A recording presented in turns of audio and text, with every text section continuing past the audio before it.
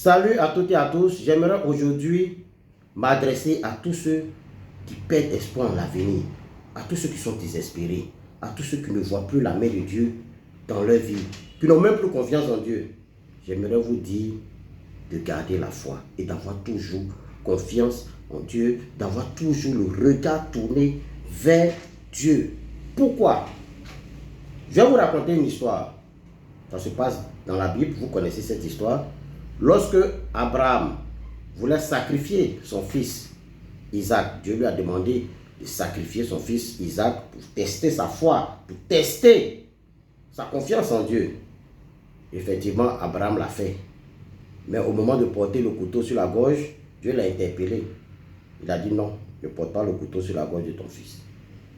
Il y a une phrase dans le livre de Genèse 22, chapitre 13, à ce sujet, qui m'a interpellé. La phrase dit quoi?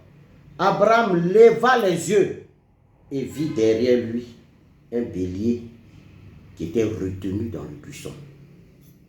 Bon, il a pris ce bélier-là pour aller le sacrifier à la place de son fils. Vous le savez.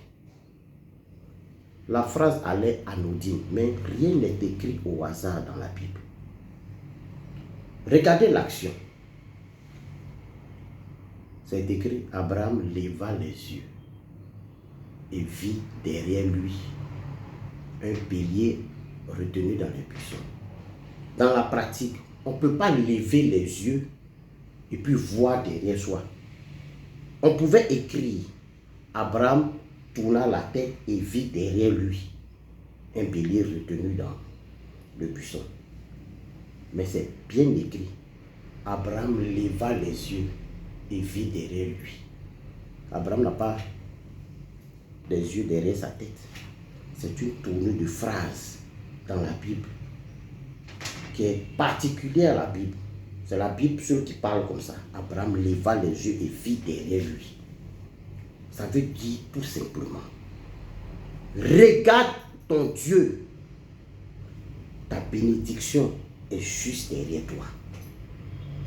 La Bible dit que le bélier était retenu par des buissons.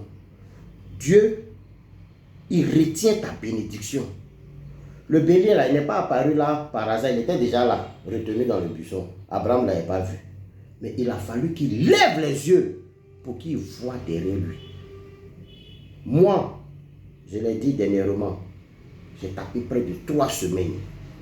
Je n'ai pas de clientes qui commandent en gros, c'est que des petites commandes. J'ai dit, mais c'est pas possible. Moi, j'ai mes employés, j'ai mes machines à faire tourner, j'ai mes factures. Je ne vais pas les puiser dans mon épargne pour régler. C'est ce que je gagne au jour là. Chaque mois, c'est dans chaque mois que je prends l'argent pour régler mes problèmes. Je ne vais pas prendre l'argent des mois passés pour régler mes problèmes d'aujourd'hui. Non. Chaque jour suffit sa peine. Donc j'ai dit, mais ça fait 3 semaines, moi, je ne gagne pas 5 francs. C'est que les petits jetons. Mais moi, je connais ce verset-là. J'ai regardé à Dieu.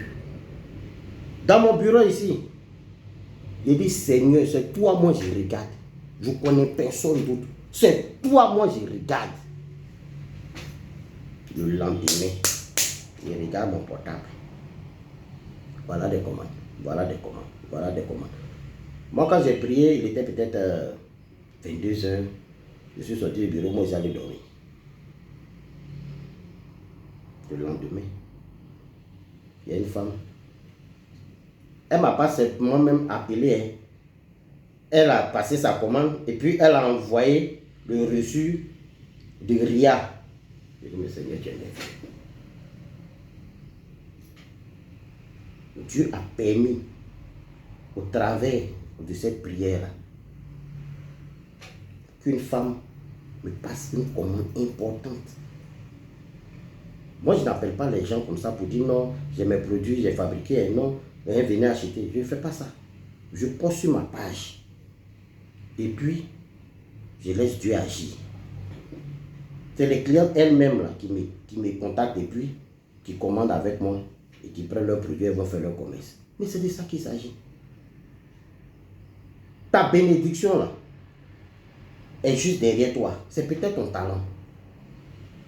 Je me rappelle d'une dame. Elle avait des problèmes.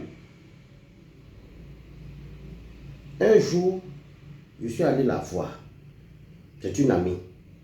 Pour me recevoir, elle m'a fait un riz au curry. Il dit, le riz était tellement doux. J'ai dit, mais je ne te comprends pas. Hein.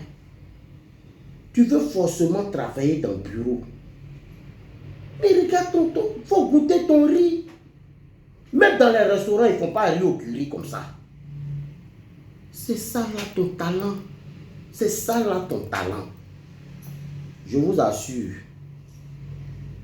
je lui ai dit, il faut déposer de faire la nourriture en entreprise ou bien dans les internats.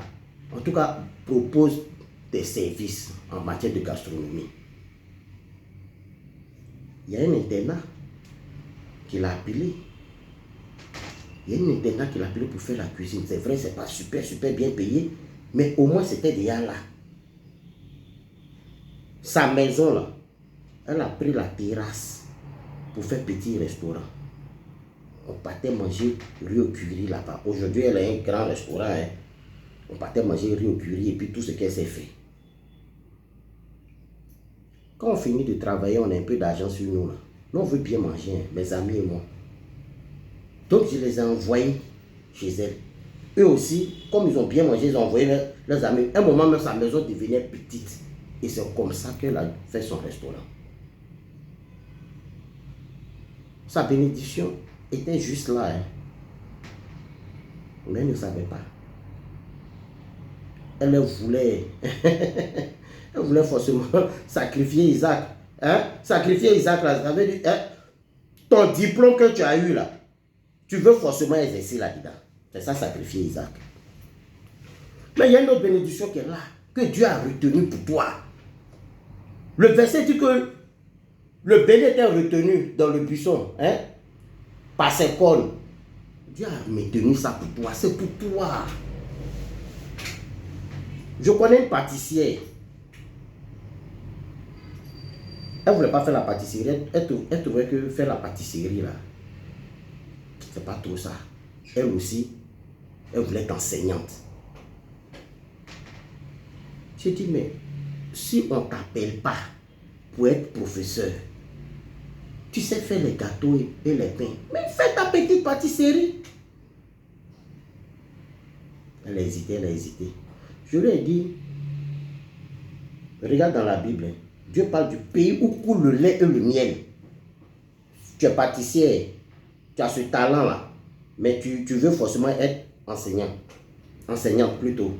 Il faut faire des gâteaux où il y a lait et puis miel dedans. Tu vas voir. Aujourd'hui, là, si vous partez souvent dans les boutiques des Mauritaniens, elles distribuent ces gâteaux. Souvent, les Mauritaniens m'ont accepté de vendre.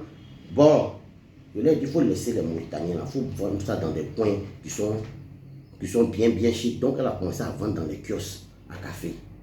Si vous voyez dans un kiosque un gâteau, petit pain comme ça, pain et miel, c'est elle qui fait ça. Elle voulait enseigner, professeur. Alors que tu sais faire gâteau avec lait et miel. Voilà ton problème. Si on ne t'a pas appelé de l'autre côté, mais tu exerces dans ce que tu sais faire. C'est vrai que j'ai parlé de 2 exemples de nourriture, mais il y a d'autres choses. Dieu est pour l'entrepreneuriat. Je vous assure. Dieu a déposé en chaque homme un talent. Tu vas t'enrichir ce que tu sais faire. Ça peut être ce dans quoi tu as étudié. Parce que c'est tout à fait normal que lorsque tu as fini d'étudier, tu exerces ce que tu as appris à l'école. Mais Dieu, avec d'autres personnes, procède autrement. Hein. Qu'est-ce que moi, je n'ai pas fait la marine. Aujourd'hui, qu'est-ce qu'il me donne à manger? Ce n'est pas cosmétique. Le talent que Dieu t'a donné là, c'est dans ça que tu vas manger. Dieu retient le pilier dans le buisson pour toi. C'est ton talent. C'est ta nourriture. C'est ta bénédiction. Il faut seulement regarder à lui. Seigneur, voici ma vie. Voici ce que j'ai J'ai du mal à payer mes factures. J'ai du mal à nourrir ma famille. J'ai du mal à joindre les deux bouts. J'ai du mal à faire ceci, cela. Mais Seigneur, moi je regarde à toi. Dieu lui-même, il va te révéler une idée pour que tu puisses t'en sortir. Je t'assure. J'ai été long. Et c'est pas une prêche, hein. C'est juste de la motivation, de l'encouragement. Merci et ciao, ciao.